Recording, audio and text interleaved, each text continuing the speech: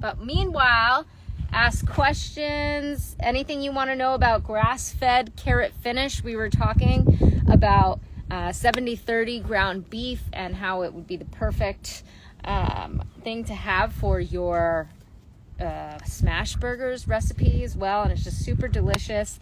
And the 70-30 is not as maybe heavy as you guys would think it would be. It's actually very, very light and super tasty. So I highly recommend that. And what else do we have going? Justin, hold on, let me just push this in. Okay. Thumbs up if you guys could hear us better. Check, check. 1, 2, 3. You guys got it? Yeah, and then also ask questions. Ask us if you are curious about grass-fed carrot finished beef. What do you want to know about out here on the farm? We're in Bakersfield, California. And this hour, or this live rather, we are going to give a giveaway. What are we going to do? We're actually going to give away a box of our 70-30 ground beef. There's 25 pounds, 1 pound bricks in the box. We value it at $250 for our big bundle program, but we're going to ship you one for free for you to try it, enjoy it, try all your favorite ground beef recipes, and you won't be disappointed. Yeah, so one lucky winner from this live will win a $250 package of 70-30 ground beef. Yep, the 70-30. 25 pounds. That's crazy. Okay, so... Well, I kind of want to talk about the 70-30 because we had to learn how to harvest and process cattle through all of it. And so what it does is whatever we're not making steaks out of, about 2/3 of the animal is going to end up being ground beef.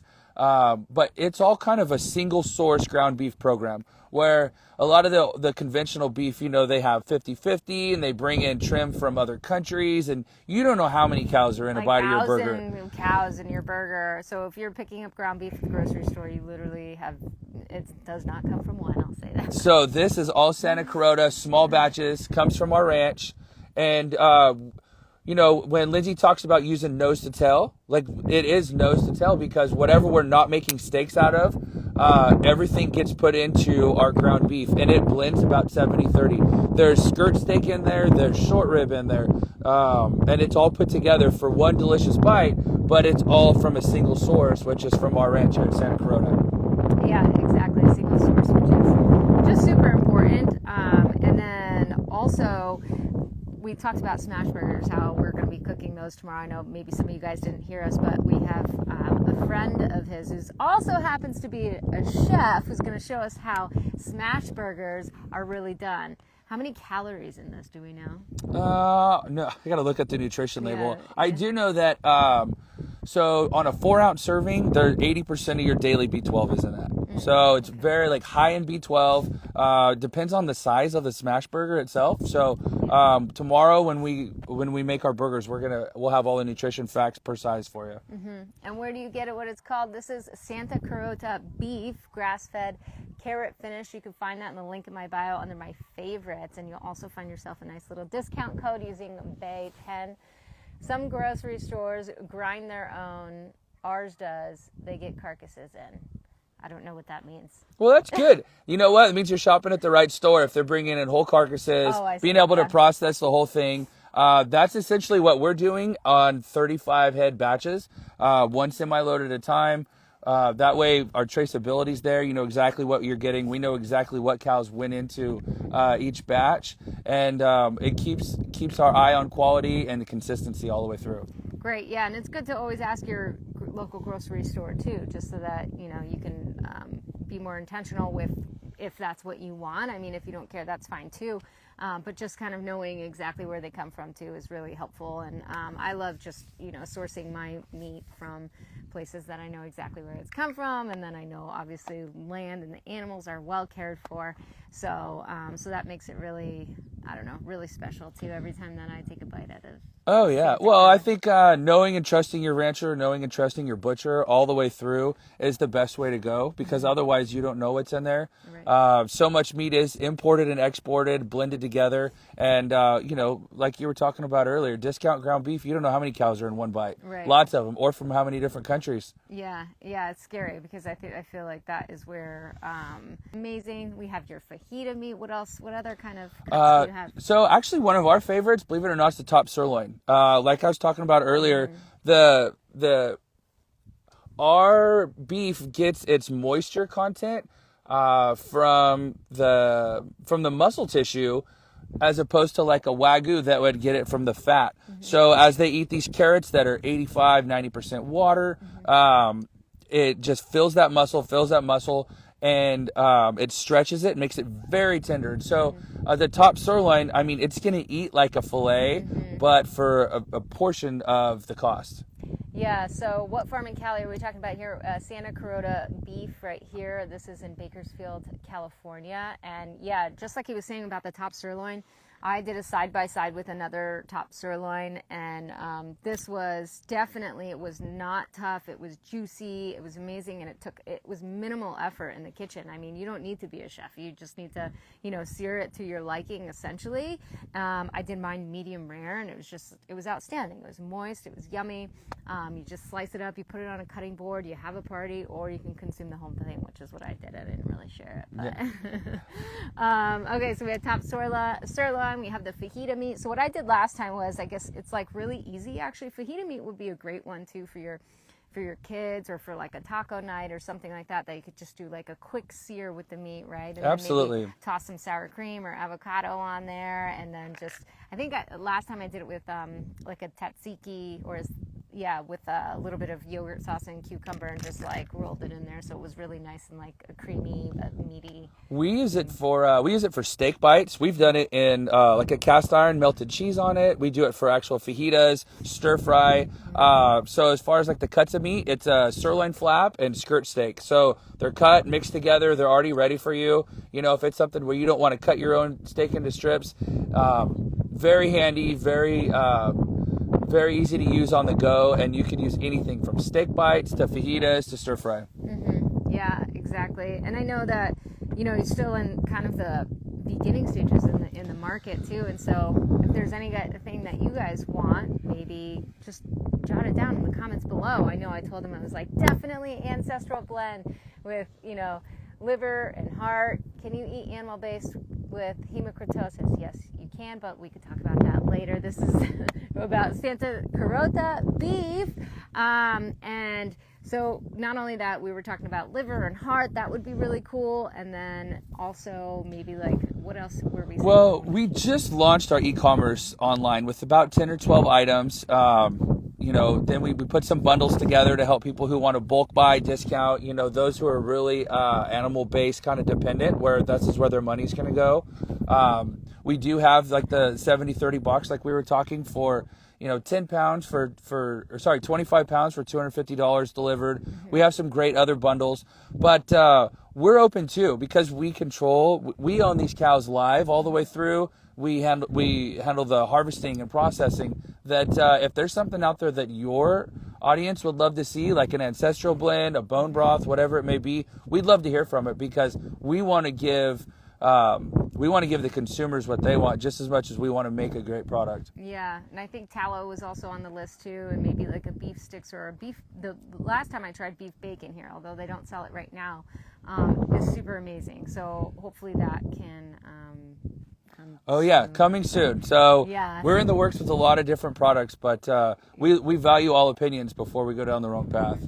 So taste, let's talk about it. When you bite into maybe, let's say, a top sirloin or a New York strip of Santa Carota, what is it from? Like, what do you taste? And a lot of people ask, does it taste like carrots? Is it sweet? Or like, if I don't like carrots, will I like this? So if there's a way to say that it's robust and light at the same time, that's what it is.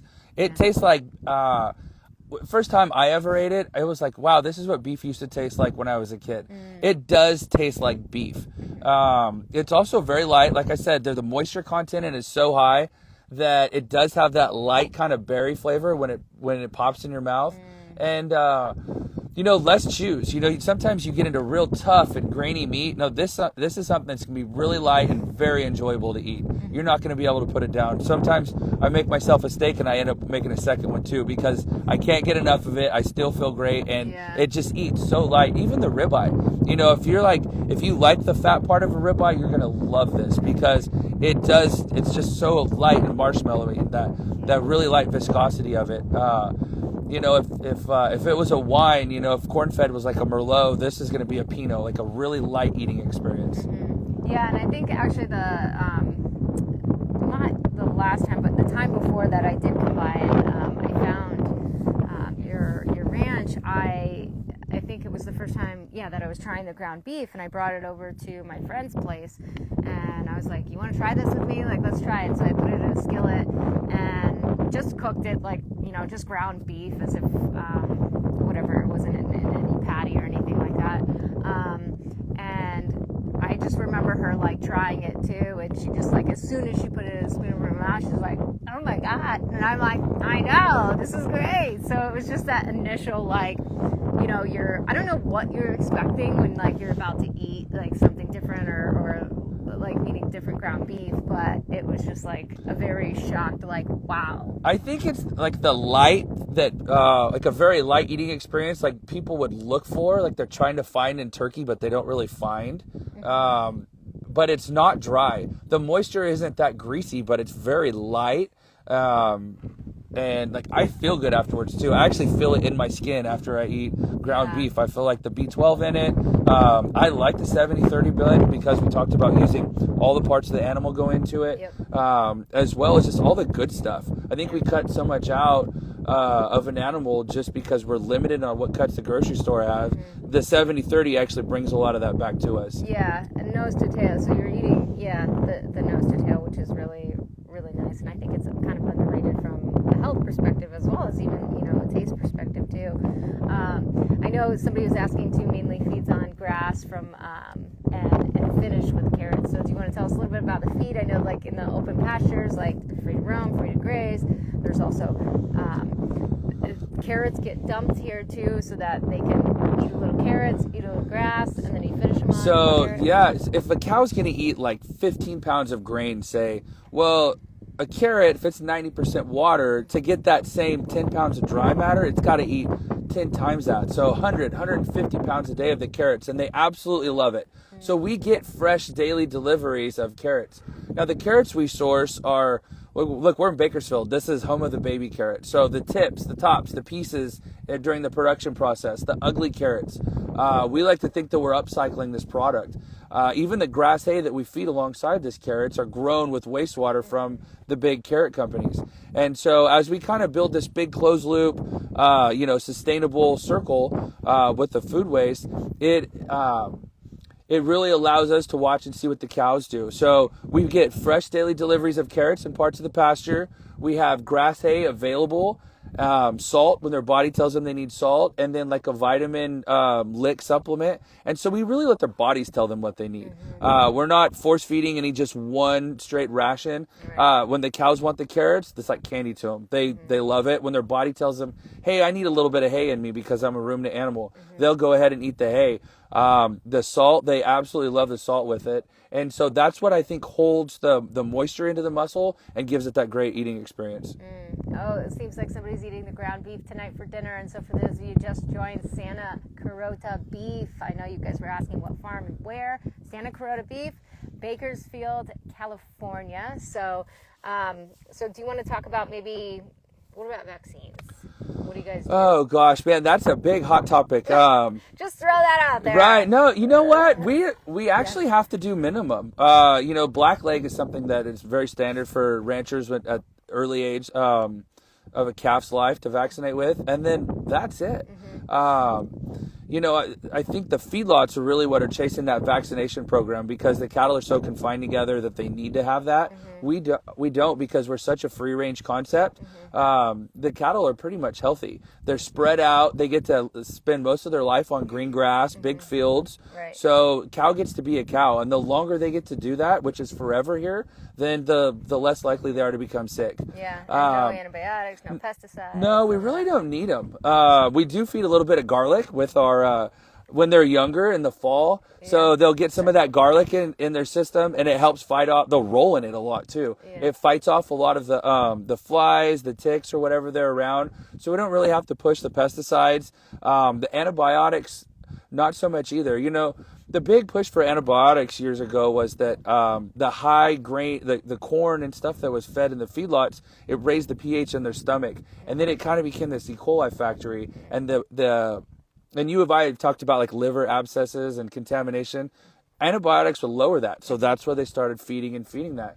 We don't deal with any of it. So all the problems that you would have with antibiotics, we just think outside of that entire box. Let cows be a cow out here on green, beautiful, full of vitamins, and let their body about who we are, what we're doing. The big grass-fed, free-range concept that it can be done. I think that upcycling some of the waste products and bringing them into the beef stream is possible, and that the old way of raising beef, even though it works for a lot of people, that there's new ways out there, there's new concepts, and we're proud to be one of them. Yeah, I agree too, and I get a lot of questions too about 100% grass-fed, grass-finished, and regenerative, and does it feed everyone? And so I think it's really welcome to bring in these new concepts of ways, especially that you can upcycle too from within your local area, right? Because we have some carrot plants that are surrounded. We are 8 and 10 miles from the 2 biggest carrot producers in the world, and so they have carrots year-round here, and so that's what's so, the best part about it. We get to be outside of the box with everything we're doing while helping some of the bigger farming companies. It's good for our community to use a waste product. It keeps it from going into landfills. We feel like we're kind of doing our part to close that loop, upcycle into a great product, and bring something new to the rest of the world. That's something we're really proud of. Yeah, good. Yeah, I love that. So if you guys are interested and you're just like curious, and just give it a try. It's light, it's moist, it's flavorful, it has a little bit of a sweetness to it, right? But it doesn't taste like carrots. I don't think it's like, oh wow, I'm eating a carrot. No, you're eating a cow, and you're eating a happy cow. Right. So this is something that the carrots do give it a little bit of sweetness. Now the carrots, the cattle get their energy from sugar, but as we tested the meat in the lab, there's 0 sugar in it. So their body converts all of it into this really great, robust, premium beef that you feel good after you eat. And it's still, cows get to be a cow, and we're upcycling, and we feel like it's something that we could bring to the market, and hopefully we inspire other people to do the same. Yeah, and I thought it was really interesting too in California with the histories of the drought. I asked Justin, I was like, well, do you find them maybe drinking water more or less rather? And he's like, yeah, actually, because that's actually a great point. The carrots, so when the cattle are eating carrots, we use over 50% less water because of all the intake for it. And so something that the water is essentially being freighted in short miles, and we're not pulling it from the ground. It takes traditional beef production and flips it up on its head, because the cattle are getting all this awesome moisture from their food intake. And that's really what you see like with the green grass. Some of the best elk you might eat is coming off of green grass. Same concept as the moisture is in the feed, and it goes into the body of the animal. Yeah, love that. So if you guys are interested, like I said, go to the link in my bio. My favorites, Santa Carota Beef from Bakersfield, California. That is where I'm at right now, this farm with Justin. This is Justin. Know your farmer, because that's important, right? We want to know this. We want to know their values and know the reasonings behind it, and he's completely transparent, so please feel free to ask him questions, I guess, online. Absolutely. Like, where can we find you and ask questions? So if you go to santacarota.com, my email's on there. You can call me, you can email me, and I will get there as fast as I can and answer as many questions as I can. If some of you are really curious about like the more in-depth dive, I'll be happy to send you, lab results and nutrition facts that we've come up with, and keep you updated on our progress all the way along the way.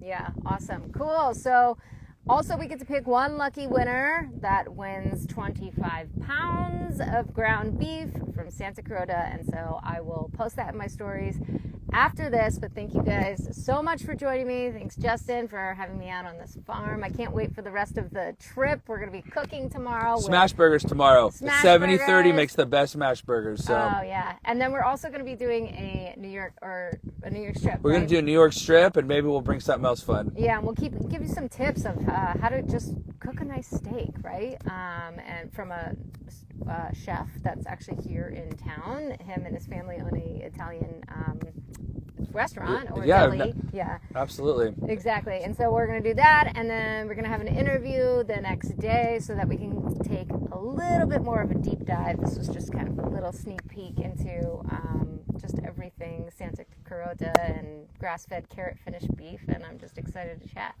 Hey, we're excited for you to be here, and we're excited to share our story with everyone because it's so good, and not only is our story great, we're still a family-owned business. You know, the kids are out here helping us all the time, and we help build this thing from the ground up, and we're excited for everyone to know our story as well as taste our beef, because now that we're able to get it to everyone, we want to do our best we can to do that. Yeah, excited. I'm excited for you guys to try it. Try something new. Fold it into your diet. It's really exciting. It's light. It's amazing. And yeah, thanks for joining us. Santa Carota Beef, Bakersfield, California. I'm going to pick a winner, so stand by while I look at my phone. Okay.